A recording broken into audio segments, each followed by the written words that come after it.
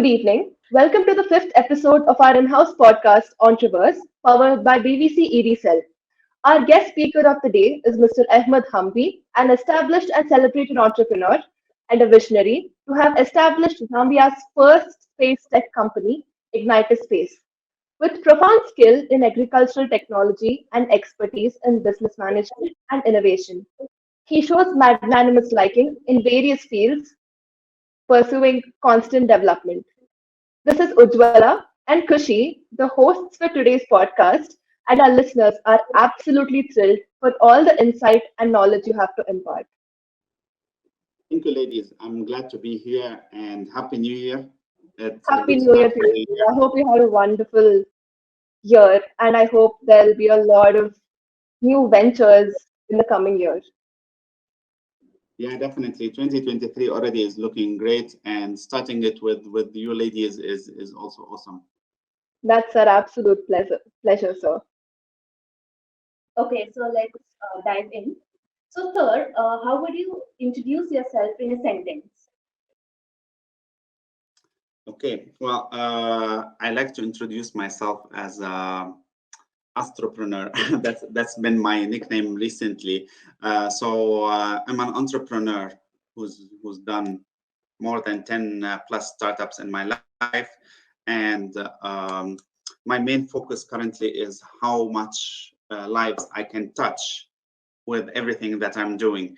On one side, the coaching, the master classes, the public speaking, and on the other side is using space technology to solve challenges on Earth, from food systems, using agriculture, and so on, to connectivity, education, and even spreading of knowledge. That's an absolutely wonderful motive behind this great establishment you have put together. That brings me to my next question. You are the pioneer in the space field in your country by establishing the first space tech company in Zambia. What was the vision or motivation that led to venturing in this field? Okay, so Zambia is quite a large country. We have 75 million hectares. But with all the resources that we have and the beautiful weather and water and all that, we still don't have enough agriculture support to feed the nation and start exporting even. And that's because lack of data. Now, having worked in the agriculture field for a while and been um, consulting for farming and agriculture and agri-tech, and how to transform your agriculture from just farming to farming as a business, I've noticed the gap of data cannot be solved just manually. Just taking soil samples to the lab, it takes time, it takes money that a lot of people can't afford. Now, I thought about drones, but drones also have a limited range and you need a pilot to have the drones and so on.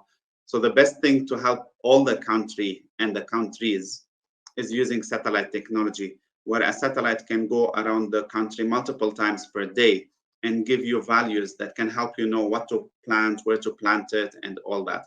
So that was my motivation, giving the data to the people that needs it and help them save their lives and better future.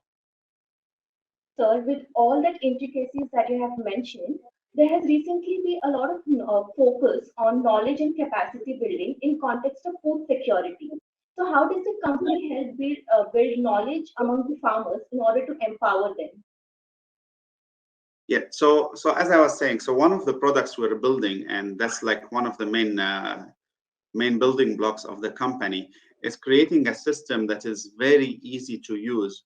So even a farmer that doesn't even have a smartphone or any knowledge about satellites and technology can tap into the power of satellites and receive an SMS or a message, or even illustrations if he has a smartphone, on his land, to tell him what are the best crops for that area, what fertilizer to use, what water to use. And that has enough power to double and triple his outcome. That's very insightful of you. Technology just keeps developing and innovating itself by the day. So, my next question would be, knowing what you know now, Is there anything you would have done differently when you were first starting off as an entrepreneur? Oh, wow. Yeah, definitely. I said I had more than 10 startups, and some of them have failed horribly. And it all taught me a lot, and it all got me to where I am today. And I learned a lot of things. Some of the main things I learned that now I share with people is that first, you don't need money to start a business. All you need is a good idea and a good team, and then you'll find money, you'll find investors, you'll find people who trust in your dream. That's one. Two, you cannot do it alone. And a lot of people think that there's one person behind the whole thing and so on. Even if it's a company owned by one person, if you don't have a board of advisory, if you don't have a team under you and people who are working, you can never grow, you can never scale, and you can never touch enough lives. I've never heard of one person by himself without a company and a team that has impacted the world. So, sir, since you already have had such a beautiful journey and you have already become a mentor, what is that standout factor that you look for in startups by the new entrepreneurs? So I would say to the new entrepreneurs, find what is your weakness and find people to fill up that weakness. If I'm not good at, I don't know, at finances, let me find someone to collaborate with who's good at finances. You cannot be good at everything. And that's why you need a team around you. So that could be an employee, that could be an advisor, that could be a mentor, that could be a coach, it could be anyone. But don't be arrogant and say, no, I can do it all by myself. No, you cannot. Find your weaknesses and cover them. That's some beautiful thought of advice you've offered, since teamwork is where our strength lies, and we need to find our weaknesses and our strengths and help develop ourselves as a better individual. So, what advice has worked for your business over the years, and how do they help you stay on top of things when things get tough? Uh, I think resilience is the key word for entrepreneurship because entrepreneurship is a roller coaster. Especially in the beginning, you cannot really predict what's going to happen. And you need to be resilient to face the hard parts, but also you need to be flexible to change and evolve with time. When I started Ignitus 2 years ago, I had a certain goal. And now, although it's still within the space company, but it has shifted a little bit towards something else. And it evolved. The more I met with farmers, I knew what they needed and so on. Sometimes we come up with a lot of solutions, but they are not what the end user wants. And this is why a lot of people fail. Like, I can tell you, okay, I'm gonna create an app that is super easy to use and can generate money for you and so on. All you need is a smartphone. And then you go to the market and you find that half of your market doesn't have a smartphone, or they have a smartphone, but it's the older version of the smartphone that you need to delete 50 songs for you to install an app. And then it just doesn't work. But you'll be like, it doesn't make sense. Why it's not working? Because you didn't really see what they need on the ground before you did your idea. So an idea just by itself is not enough. You need to do a market research. You need to go on the ground and see who's really your first adopters are gonna be and how the trajectory is gonna go. This is the difference between invention and innovation, I can say. And I can give you the example of Apple. Everyone knows iPhones. So the person behind Apple is Steve Wozniak. He's an engineer. He had an idea, he had an innovation, an invention, sorry, which is the Apple laptop or Macintosh. But then by himself, he couldn't do anything with it. And it was just sitting in his garage for 2 years until he met his friend slash partner, Steve Jobs, that everyone knows now. And Steve Jobs is the one who complemented his weaknesses, and he gave him the sales part, the marketing part, and so on. And that's how Apple was launched.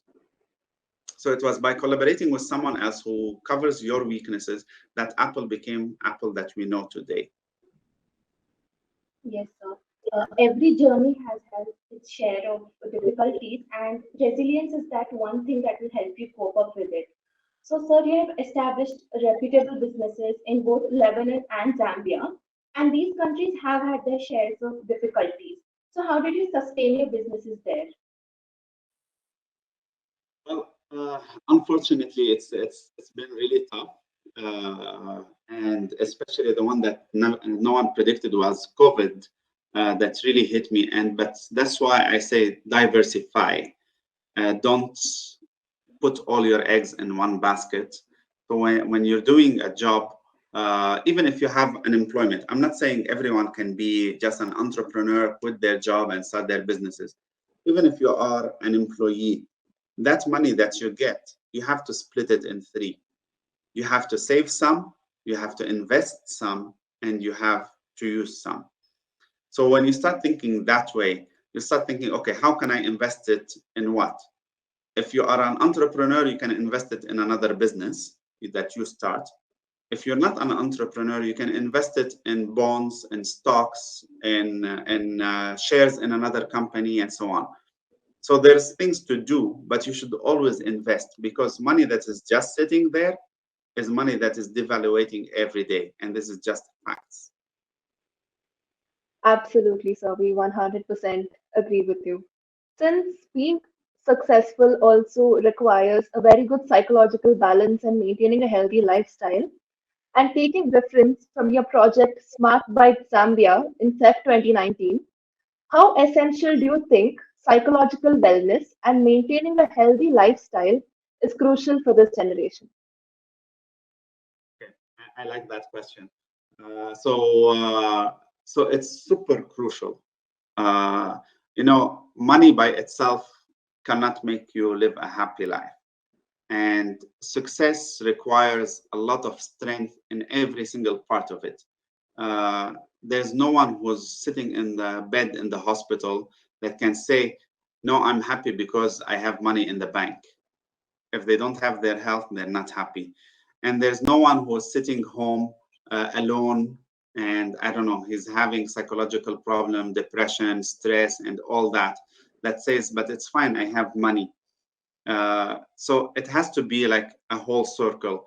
And for you to unlock success, you need to have that circle in balance. And that's why it's very important to always keep check on your psychological thing. Have people who are there for you, and split people. Like, these people are good for just to talk about, I don't know, relationship problems. These people are good to talk about business problems. These people are good just to go for a jog with or go to the gym.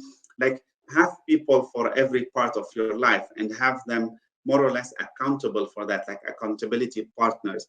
That's how you stay good at all of them, because people come and go. You need to have separate people for separate reasons. Yeah. Yes, sir. Also, let's get to the next topic. As we all know, there's a lot of debates around climate change right now. And you being a climate change advocate, how essential do you think that there should be a relationship between sustainability and the entrepreneurship? Okay, so definitely, look, climate change is a very big problem, and we are barely touching the surface of how it's affecting our lives. I was at COP27 just recently, and I got to learn a lot of things that I didn't really think that are one of the effects of climate change. So, for example, when climate change is happening and it's affecting parts of the world, and these farmers, for example, who usually consider that it's gonna rain at this time of the year, and then we're gonna have crops and have that. Now, when it doesn't rain, or it rains very little because of climate change, their whole livelihood has changed.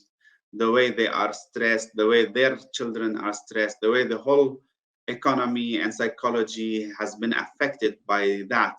It's something we don't really consider while we're sitting just comfortably at home. And when you start looking at how climate change is affecting even food security, that our land is not producing as much as it's supposed to produce, and you just do some calculations and see, okay, we are X amount of billions of people around Earth, and we are generating X amount of food. Now, because of climate change, our farms are producing less food. It's very simple to see that we are going towards a problem. And that's why we need to start working towards it.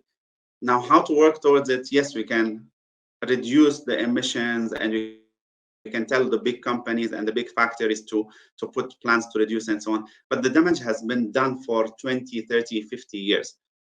That's why you need innovations to come and solve these issues, how to regenerate things and so on. It's not solutions that we have, it's solutions that needs to be created and adapted. And this is exactly what entrepreneurship is to identify a problem, find a solution for it, and go test it and jump into it. The good thing about entrepreneurship is the boldness of doing something that others are not doing. You find something unique and you go do it, you jump on the opportunity. And that's why we need that for climate change, because everything else hasn't been working. We're still going towards a disaster. Yeah. That is very true, sir. Climate change is taking a huge surge, and we should reflect on all of our activities and take better care of it and make sure technology and climate change goes hand in hand and for the betterment of the planet.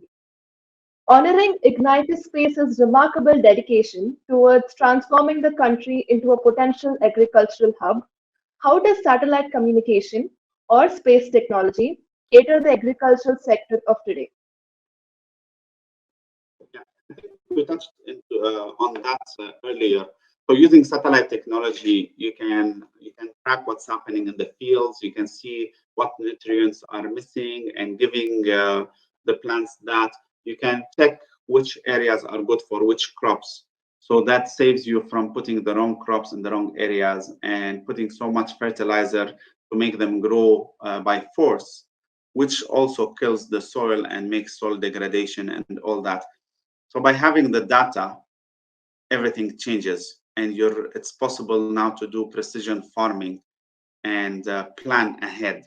But also you can monitor diseases, you can monitor floods, you can monitor fires, you can monitor droughts, all these things that when you have them in advance, like early warning systems and so on, you can save a lot. Instead of you waiting 3 months to figure out that, oh, there's a flood coming and so on, you can see the early signs and start working towards it and save a lot of lives and a lot of crops. So it does go hand in hand with agriculture. It does not replace drones, it does not replace manual work, but it complements them to give a general idea about the whole country at a much cheaper price. You can scan the whole country for, I don't know, like $1,000, $2,000, but using a drone for one field, it will cost you the same. So that's the difference between them. Since all this advancement has been only possible because of innovations and technology, what recent innovations would you define as revolutionary in space tech and agri-tech? Sorry, you'll have to repeat that question again. What recent innovations would you define as revolutionary in space tech or agri-tech? Well, look, technology is advancing on a daily basis. They just launched and dedicated the first ever agriculture dedicated satellite. It was launched, it was by South Africa, made by South Africa. It was just launched with SpaceX, I think yesterday, if I'm not mistaken. And that will give a lot more insights about agriculture and so on. And every day there's advancement, every day there's a lot of research. And that's why personally I like working with a lot of students, because they are doing research on the ground. I don't want them to just be studying books that were written 10, 15 years ago. I want them to get the new technology that's out there, do research how we can maximize how to use it and use it today on the ground. So I help them access those satellites and those technologies and they do research on the ground, and we collaborate on these researches together.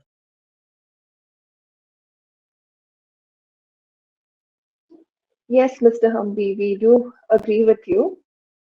So, from your credentials, how does being a business coach, who is a seasoned professional and works with significant corporate giants, offering them real time application feedback, enhance your experience as an entrepreneur? So, look, I've met, I think in the past 2-3 years, I've coached and met more than 500 entrepreneurs, and it's been really nice. Like, people come to you with a lot of ideas, and the more ideas that you get and you see, the more you can identify what works and what doesn't work. And the more you can also give advice to these people. But it also teaches you more about yourself, because a lot of these people have done research in different areas. And sometimes I don't have access to that research, or I never heard of it. Someone comes and say, oh, we've noticed that there's this happening in this part of the country, and there's this solution for it. So sometimes I'll tell them, you know what, let's collaborate together. Or this doesn't work because I've tried it before. So it just gives a lot of insights about that. But my main purpose behind coaching is sharing my experience with the people. And I'm leaving a quote for you for the end of the episode that sums up all this. But for me, it's all about the impact that I leave on the planet, on the people. And I'm actually announcing very soon a public goal of touching 1 million lives by 2025. You're the first people to hear about it, but I'm putting it soon on my social media. And I don't know how that's going to happen. I have 2 years. 1 million people is a big number, but I'm going to do it anyway. So let's see how it goes. We really hope that you achieve your milestone which you have targeted.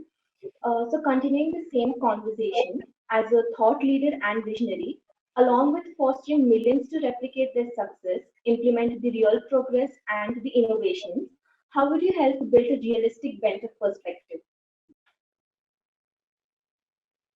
Sorry, your connection is cutting, so I didn't hear the last part of the question again. How would you help build a realistic bent of perspective, keeping in mind your profession as a thought leader and a visionary? No. I didn't hear the last part again of the question. How can I what? How would you build a realistic bent of perspective? No.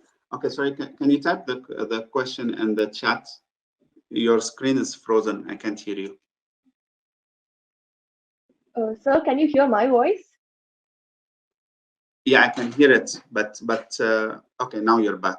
Okay. Okay, so since her voice is not audible, I'll be taking over her question.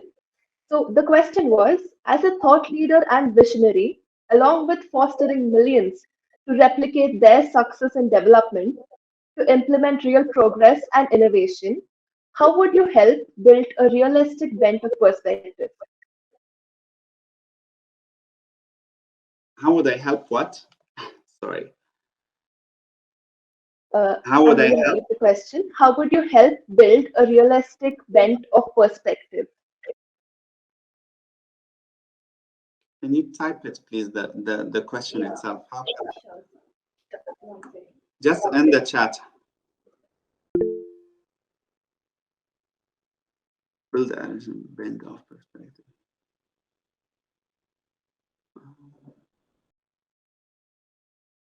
Okay, so usually how I help people build their businesses is, first, it starts all with the person himself. So this is a differentiation between business coach and business consultant. As a business consultant, you are focused on the business itself and what it needs to go to the next stage and so on. As a business coach, you are focused on the person himself. So sometimes I'll be with my clients and then I'll tell them, I don't think this idea is for you. You need to find something else to do, or ditch it completely or change direction and so on. Why that happens is because a lot of people are not aligned with what they are doing. They just do it because they stumbled into it. Um, and it worked or it generated some money, but then they're stuck somewhere and then be like, but why am I stuck? Why can't I move to the next stage? It's because you don't really like it. You're just using it as a tool to generate money. But when you find what you really want and use it, then you'll be able to grow more and more. So I'll give you a very small example that I heard the other day in a video. So this guy met this person and he told him, okay, what do you really like in life? So he said, what I really like is karate. You know, karate, the martial arts. Yeah.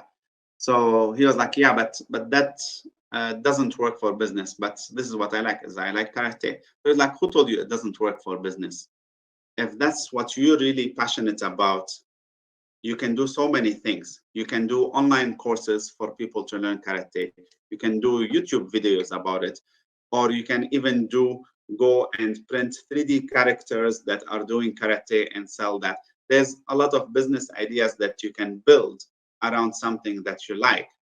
It's just that you lack maybe the vision or the experience to identify these things. And that's why you go to coaches and advisors and mentors to find out what you really like and how you transform it into a business or incorporate it in your business itself. Like when I did the Smart Bite thing, it was because of my personal experience. When I was an employee, I wasn't able to access healthy food. And I really wanted to be healthy, but I didn't have the time to have healthy meals prepared for me. So I come to work and I have nothing. So I order fast food and I kill my whole diet, and then I get frustrated and all that. And that gave me the idea, okay, let me create a company that makes healthy food delivered to the businesses. So it came up from something from inside me. But a lot of people just do things just because it makes money. It's good to make money. It's very good. But if you want to take it to the next level, you have to really put more into it than just looking for the dollar sign or the rupee sign. Yes. So, since Yeah. everybody has a dream and a passion instilled in them, and their fire and hunger for their goal is what keeps them going, and everybody needs a piece of advice, or they do need some good advice in order to move forward in life. They need a realistic bent of perspective, as you just answered. So, what piece of valuable advice would you like to give all the entrepreneurs out there who are looking for motivation? Well, the piece of advice is one, stop eating junk food. And I'm not talking about the actual food. I'm talking about junk food for your mind.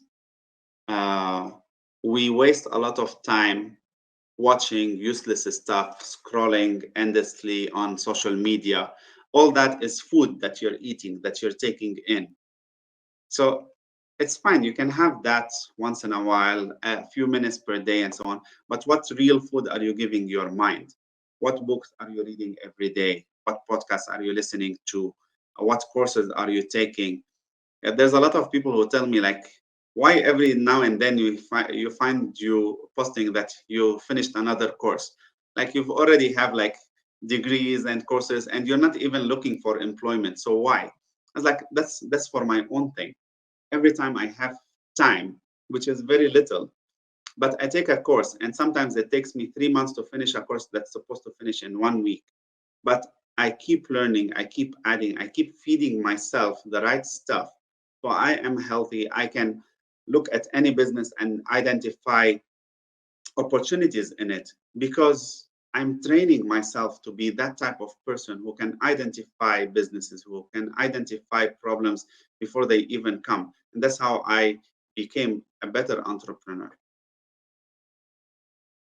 So, sir, for the sake of our listeners, What is that one quote that has always stayed with you throughout that you would like to share with our listeners? Okay, it's the time for that. So my favorite quote that I use very often is, a smart person learns from his own mistakes, but a wise person learns from the mistakes of others.